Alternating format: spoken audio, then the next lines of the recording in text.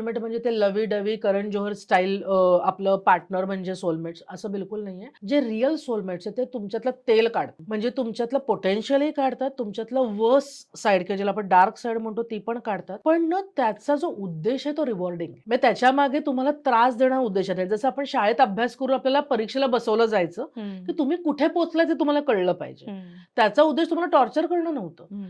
तर तिथे सुसंवाद असतो. चॅलेंजेस जे दिले जातात ते तुमचं पोटेन्शियल तुम्हाला बाहेर काढण्यासाठी असतात. व्हेअरएज टॉक्सिक रिलेशनशिपमध्ये ना तुम्हाला म्हणजे रसातळाला नेण्यासाठीच संवाद होतात. हो.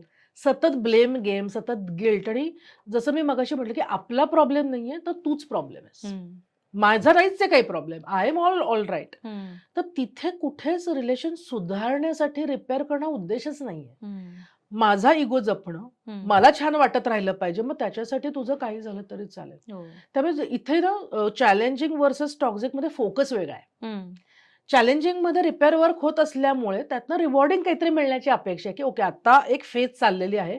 पण at the end there is a light. हं, टॉक्सिकमध्ये हे न संपणारं युद्ध आहे हं. आणि नेव्हर एंडिंग एफर्ट्स आहेत. कुठल्यातरी एकाच पार्टनर एफर्ट्स करतोय आणि दुसरा डॉमिनेट करत हो. राहतोय. मग त्यामुळे आत्मविश्वास गमावणं, स्वतःवरचा जो सेल्फ लव्ह मगाशी म्हणले ते नसणंच. हं, म्हणजे ते गमवायला तरी आधी असलं तर पाहिजे. ते नसणंच म्हणजे पार रसातळाला. तर हा खूप फरक आहे चॅलेंजिंग आणि टॉक्झिसिटीमध्ये. हं. आणि टॉक्झिसिटीचे व्रण ना काढणं फार अवघड आहे. हो. खूप वर्ष राहतात कधी-कधी काही न काढण्याच्या इतके खोल रुतलेले असतात त्या बरोबर. जखमा. हा फरक डेफिनेटली.